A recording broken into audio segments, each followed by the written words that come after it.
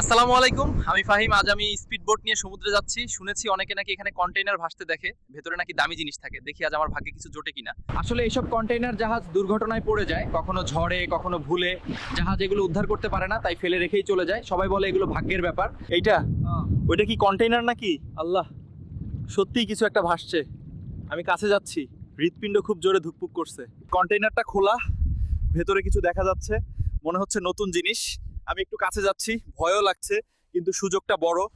সবগুলোই racing bike, একটাও সাধারণ না, দামি স্পোর্টস বাইক, একেবারে নতুন। এই বাইকগুলো রাস্তায় নামলে মানুষ তাকিয়ে থাকবে। আমার হাত কাঁপছে, আমি বিশ্বাসই করতে পারছি না। আমি একটা বাইক নিলাম, এর বেশি নেওয়ার সাহস হয়নি। সমুদ্র কখন কি করে বলা যায় না। আজ বুঝলাম, ভাগ্য কখনো সত্যিই দরজায় কড়া নাড়ে। বাইকটা স্পিড বোটে তুলে নিয়েছি, দড়ি দিয়ে শক্ত করে বেঁধেছি, এখন ফিরে যাচ্ছি। সমুদ্রকে আর বিশ্বাস হয় না, আজ যা পেলাম সেটাই আমার জন্য অনেক। বাইকটা নিয়ে নিরাপদে ফিরছি। আজকের মতো এখানেই শেষ। আপনারা যারা ভিডিওটা দেখছেন সবাই দোয়া করবেন। আবার দেখা হবে নতুন কোনো ভিডিওতে। আল্লাহ হাফেজ।